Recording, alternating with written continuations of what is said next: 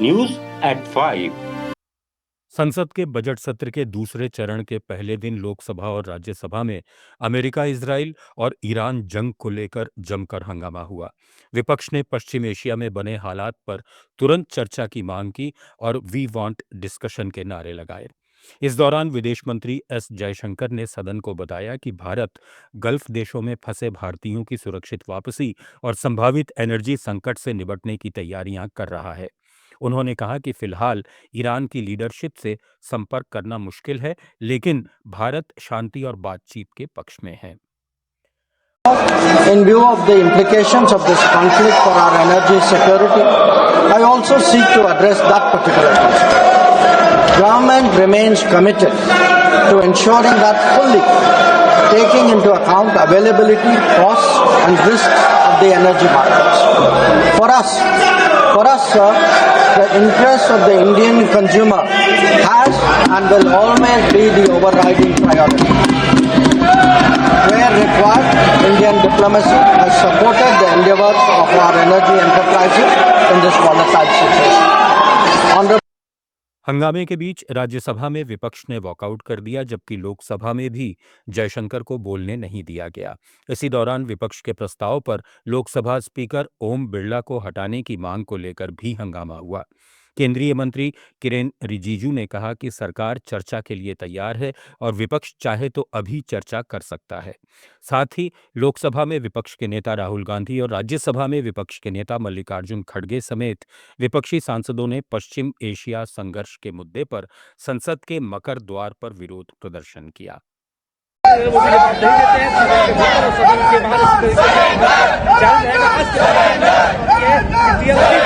शामिल हुई है राहुल गांधी तमाम लोग के सांसद एक सुर में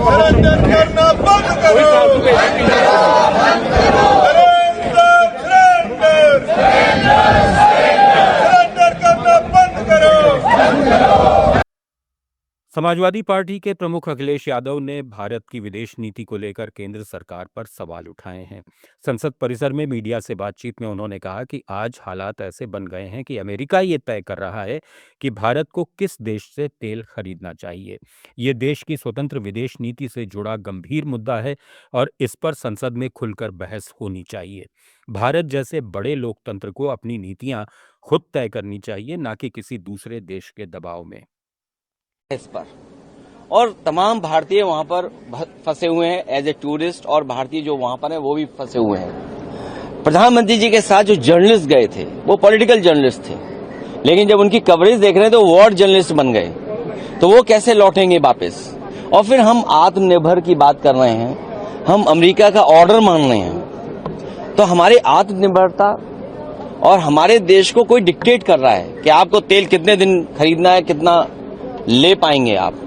तो ये कहीं ना कहीं बहस होनी चाहिए, क्योंकि वो परिस्थितियां दूसरी थीं, आज परिस्थितियां दूसरी हैं। इसलिए विदेश नीति पर और जिस तरीके से विदेश नीति नीलाम की है सरकार ने। दिल्ली शराब नीति केस में दिल्ली उच्च न्यायालय ने पूर्व मुख्यमंत्री अरविंद केजरीवाल, पूर्व डिप्टी सीएम मनीष सिसोदिया समेत 23 आरोपियों को नोटिस जारी कर जवाब मांगा है। दरअसल 27 फरवरी को राउज एवेन्यू कोर्ट ने इस मामले में सभी आरोपियों को बरी कर दिया था, जिसे सीबीआई ने हाई कोर्ट में चुनौती दी है। जस्टिस स्वर्णकांता शर्मा की बेंच ने ट्रायल कोर्ट द्वारा सीबीआई अधिकारियों पर की गई टिप्पणियों पर फिलहाल रोक लगा दी है।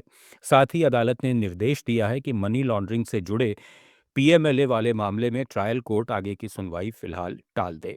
सुनवाई के दौरान सॉलिसिटर जनरल तुषार मेहता ने कहा कि एजेंसी अभी डिस्चार्ज आदेश पर रोक नहीं चाहती, लेकिन ये जरूरी है कि ट्रायल कोर्ट का फैसला ईडी की जांच को प्रभावित नहीं करे।